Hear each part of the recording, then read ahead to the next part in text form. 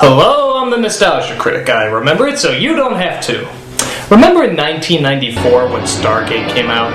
For those who don't, the build-up was incredible. All they showed was this magical gate that could teleport people to somewhere else. Where did they go? What did they find when they got there? You had to go see the movie to find out. Wow, I wonder what it could be. This is gonna keep me awake all night. I'm gonna see the movie right now just to find out. Holy crap, was that stupid! So what? Aliens invented the pyramids? Are you nuts? Yeah, all those Egyptian morons with their brilliant, groundbreaking designs, they had nothing to do with it. It was just aliens. And the ruler of the known universe is that chick with the dick from the crying game? Blow me! It's the last time I ever watch a movie by these jokers again. Say, you remember in 1996 when Independence Day came out? It was done by the same idiots who did Stargate, but look, all it showed in the advertising was the White House getting blown up. That's it, nothing else. Whoa, how the hell does that happen? This movie must be good. I mean, sure they messed up with Stargate, but maybe this will be a good one. Besides, I just gotta know how the White House blows up. I'm gonna go check it out right now. Son of a bitch! This movie's even worse than the last one! So what? The President of the United States gets in a jet to fight off aliens? Are you high? God, that's it! I'm done! I am never watching another movie by these morons ever again! Ever!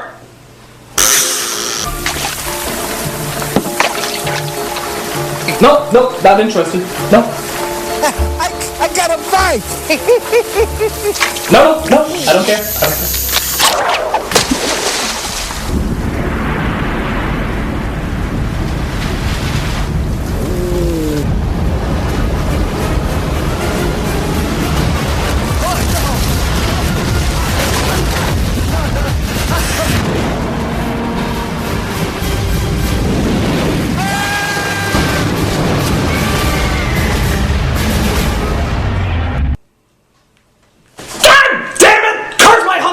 Destruction!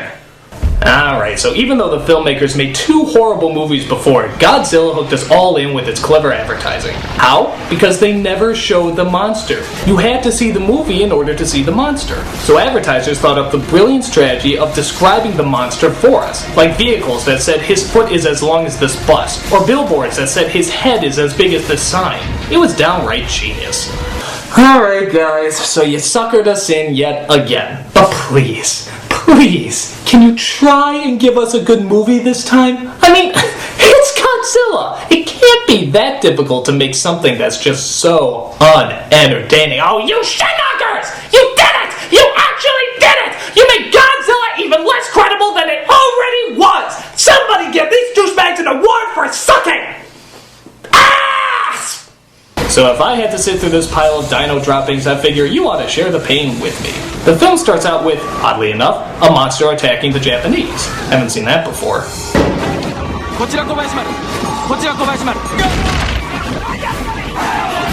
After that scene, we get our next horrible disaster, Matthew Broderick. He plays our main character called Nico Titopoulos. It's Titopoulos. Whatever. He plays as a nerdy white guy who wears glasses and is socially weird. Gee, that sounds like the nerdy white guy who wears glasses and is socially awkward from Stargate. Or the nerdy white guy who wears glasses and is socially awkward from Independence Day. But don't you worry, his character is far, far different. He is much more annoying than any of those other guys. So the job of Mr. Metropolis, Titopoulos, whatever, is to study earthworms and how they grow over a certain period of time. This leads to him getting the clever nickname of the Worm Guy. Matthew Broderick plays a wormy person? Finally, some ideal casting! So the military comes to take him to a piece of land in Panama, where they want him to analyze something a little bigger than an earthworm. Here's your sample.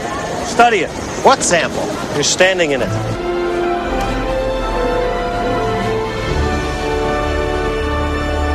They want him to analyze the footprint of a giant chicken? Though killer poultry is not on his list of studied specimens, good old testosterone, Cytopolis, whatever, agrees to study whatever made that hole in the ground. Meanwhile, in Tahiti, the French guy from The Professional interviews one of the survivors of the monstrous shipwreck.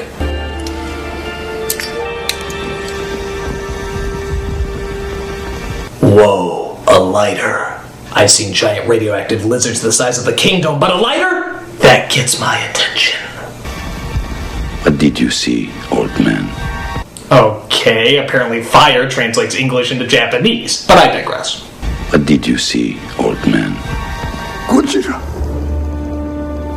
Godzilla. Godzilla.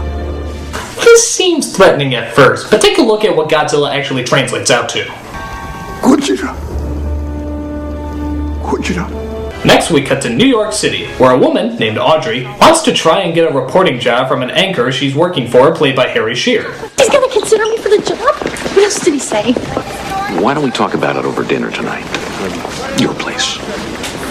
Mr. Kamen, you're married. Yes, and you're very beautiful. Have I ever told you that before? Wow, subtle. Do you think he tries that on every woman he meets? Hi, I'm Charles. My hobbies are marriage, cheating, and having sexual intercourse with you. You want to have dinner? And then we cut to another location in Jamaica. Jesus, how many locations are there? It's like they're kicked out of every country that they try to film in. Where it turns out that Bowser is still on the loose. As it turns out, he attacked yet another ship. And much like this movie, it was dragged under. So what could this giant perversion of nature possibly be? This animal is much too big to be some kind of lost dinosaur.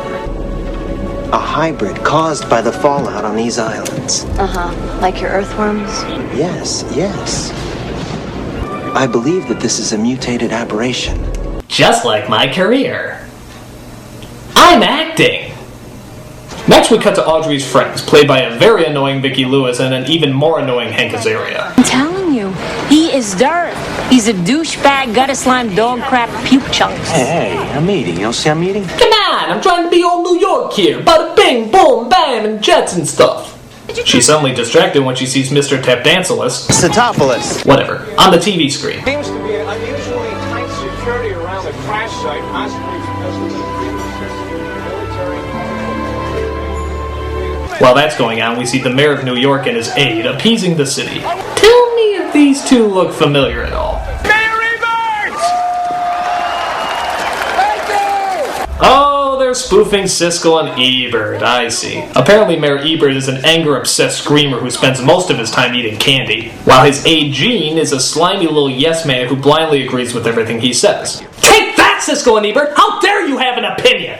But I don't get it. Why are they making fun of these two in the first place? They're like America's most loved critics. Oh, maybe it's because they never gave thumbs up to any of your movies. Well, maybe if you got your thumbs out of your asses and start producing good films, we'd agree with you. But dude, they don't even take advantage of this. Even Gene Siskel, the critic they were satirizing, asked the question, if you're going to go to the trouble of putting us in a monster movie, why don't you at least take advantage of having the monster either eat or squash us? Hey, that's a good point. Here's your shot to really get back at these critics who hated all your films, in a monster movie no less, and you don't even have the monster kill them or rip them to shreds? That's really bad when you're getting criticized by the critic you're criticizing because you didn't criticize them enough. Try saying that 3 times fast. But the director's not the only one preying on the innocent. Godzilla finally arrives, showing his face in New York and running a prehistoric muck. Look out! It's Cloverfield! That's 8 years early! So he romps and stomps and even goes past a news station where voice actress Nancy Cartwright sees him walk by. I think your story just walked by the window. Okay, wait a minute. Nancy Cartwright, Harry Shearer, Hank Azaria. Is this just a Simpsons reunion? What's next? The cast of Scooby-Doo is gonna show up? Like Zoink Scoob! Look out! It's Godzilla! Holy shit! Like you said it, Scoob. So he roars and screams and tears up good chunks of the city, and then out of nowhere, he suddenly disappears. After its initial attack, he disappeared. He suddenly disappears? How can you lose track of a 20-story high dinosaur? It's perfect. An island, water on all sides, but like no other island in the world, this is a place where he can easily hide. A city of 8 million people is a good place to hide? This isn't like the Bourne Identity where he can just blend into his surroundings. My guess is that giant prehistoric lizard is probably gonna stand out. So they look over the damage that the amazing disappearing Godzilla left behind. In what city officials are describing as the worst act of destruction since the World Trade Center bombing. Yeah, the World Trade Center bombing. I'm sure that's the only huge disaster that New York will ever... Alright, I'm bailing out on this one. We see that Godzilla has left a long line of destruction, even caved his way through the MetLife building. Haha, that's funny. But wait, really look at this. How is it possible that that thing is still standing? New York architecture isn't just one of those big paper things that you rip through at the beginning of a football game. It's a little more complicated than that. So while the city is being evacuated, our heroes try to think of a way to lure the monster out so they can get a good shot at him. They then come up with a brilliant idea. Fish! Of course! Giant piles of fish. Because as we all know, lizards do not eat fish! They eat bugs! What are you, crazy? You'd be better off putting a giant ant farm in the middle of the city, you retards! So our brilliant and obviously un-lizard-prone hero looks over this amazing sight. That's a lot of fish. What? That's a lot of fish. That's a lot of fish. That's a lot of... I don't get it. That's a lot of fish. So? I mean, is that meant to be funny? They love to pause at the end for the audience to laugh. I mean, but what's the joke? I could have just as easily said, that's a hat. That's a wall. That's a lot of fish. I mean, how is that funny? You could have said a lot of things there, like, I got a fishy feeling about this. Or, it's like shooting fish in a barrel out here. I mean, it wouldn't have been funny, but at least they would have been actual jokes. That's a lot of fish. You could spend years trying to figure out why the hell that's supposed to be funny and not get anywhere. That's a lot of fish. Look, you could literally just put in gibberish. And that at least would have been a little bit funnier. He looks over this amazing sight, turns to the other guy and says, poppity pop pop pop. And that actually will have gotten a little bit of a laugh.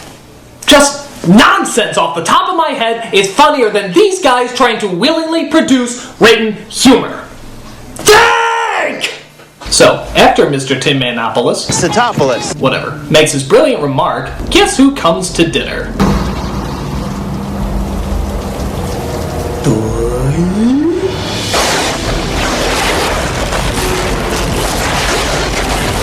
Wow, I guess Bugs Bunny is lost again. I knew I should have taken that lift going to Albuquerque. No, it's the poorly computer-generated Godzilla in all his unconvincing pixelization.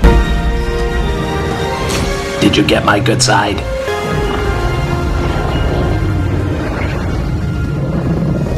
Please say he eats Broderick. No, not today. Apparently someone also forgot to tell Godzilla that lizards don't eat fish because he takes the bait literally hook, line, and sinker. But the military attack, which means, of course, more stomping and running around the city. Kill him, John Adams. Do our country proud. Woe to the Union. I was so pitifully embarrassed. Look, he's even breathing fire, just like a real lizard would do. Look at this scene. It's practically ripping off every single flying scene ever done in motion picture history. Echo 4 armed. Use the Force, Luke. locked on, sir. Unit 1 to Unit 7, give me a situation report. It's colder than the buildings around them. The heat seekers can't launch. Stay on target. Colder than the buildings around. But it turns out the military really sucks at their job, because they actually turn out to destroy more of the city than the monster does. Seriously, I don't get how they can't shoot this thing. I mean, is he really that hard to miss? I especially love this scene where the monster actually manages to fake them out. Dude, this isn't a game of tag. Just use any of your basic 5 senses to find him. After he starts dry humping a building, Godzilla manages to, and I'm not kidding, disappear again. What is wrong with these idiots? Are they just looking at their shoelaces when he's around? I mean, wake up! We did nothing to him. Oh, that's not true. We fed him. Several good soldiers just lost their lives. Dick. So after that, we see Audrey! As she comes across Mr. Takanova Humpashire, Ricky Dicky, Hamster Master, Polly Wally, Wanna Bing Bangy, Supercalifragilistic, Knick Knack, Patty Wacky, Give the Dog a Banana, Fana, Fo Fresca, Hickory Dickory, Hockety Pockety, Wackety Whack, Angelina, Francesca III. Cetopoulos. Whatever. As they decide to catch up on old times. You're still mad at me? Well, you left without a phone call, a letter, nothing. All this time, yeah, I guess I am still a little mad. That was 8 years ago. Some people change. Most people don't.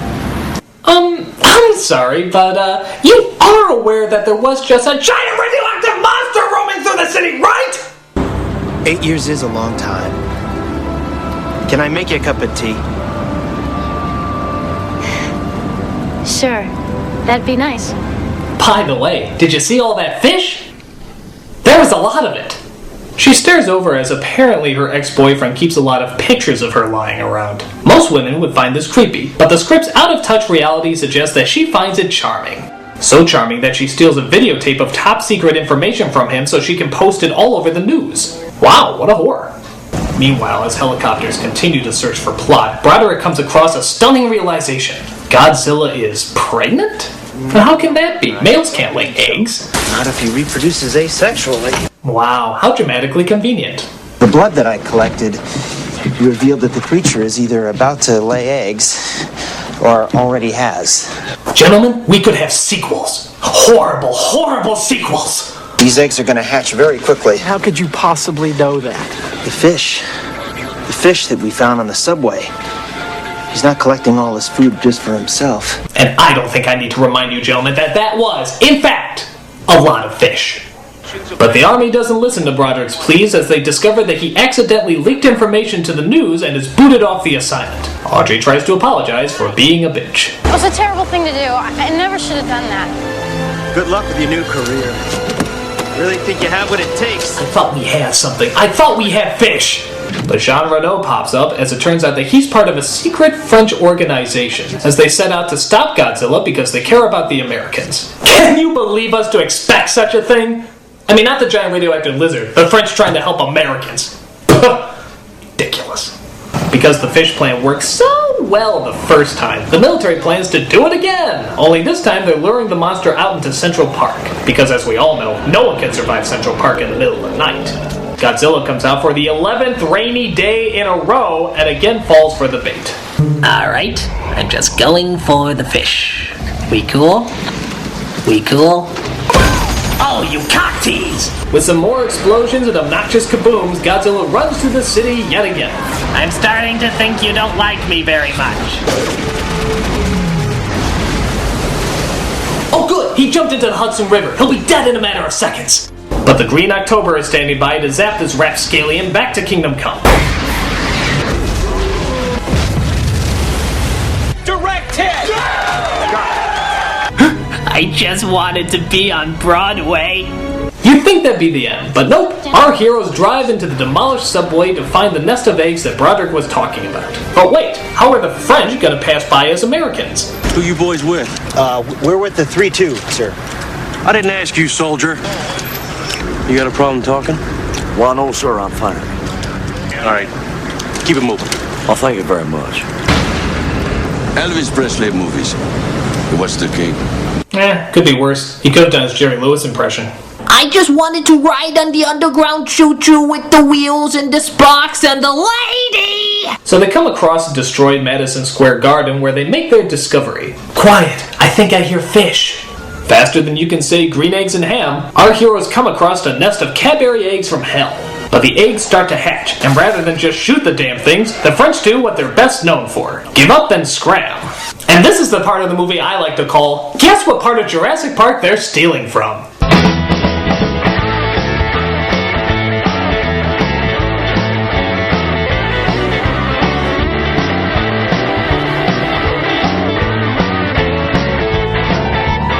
It seems that behind every door there seems to be a blockade of monsters. Broderick should know he checks all of them.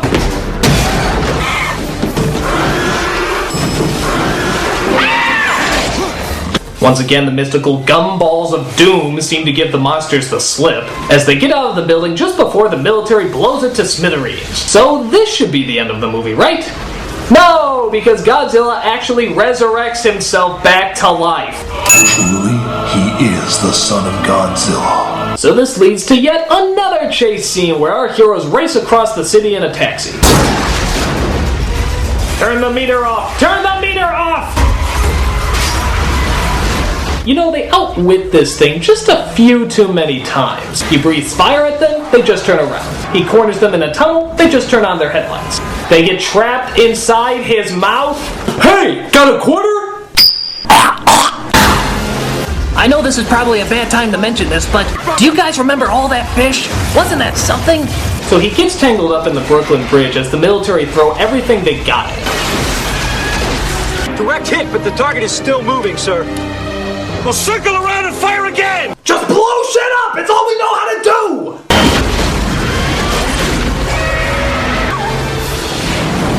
Geesh, what the hell else can they throw at the damn thing? Use the anvil! Use the ocean liner!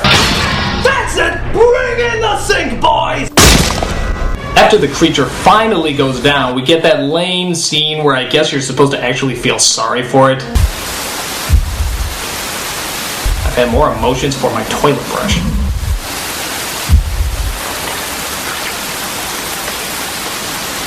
What have we become? I guess we'll never find out. Hooray! So Audrey and Titties get together, Jean gives Ebert a vulgar thumbs down, and even our French friend manages to say au revoir. Thank you for your help, my friend. Maybe one day I too can be fascinated by fish. And they all live happily ever after. Or do they?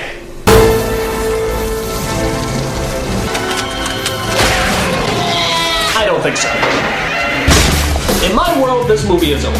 Why? Because this movie bombed big time, finally bringing down that reign of special effects disaster movies that were, in and of themselves, disaster movies. True, the same director tried to lure us back with shitty movies like The Day After Tomorrow and 10,000 BC, but audiences are finally learning their lesson about avoiding this group's crap. And if by chance you think that their latest disaster movie, 2012, might finally be that one good disaster film you think they might make, just remember. God, I love that cartoon. I'm the Nostalgia Critic. I remember it so you don't have to.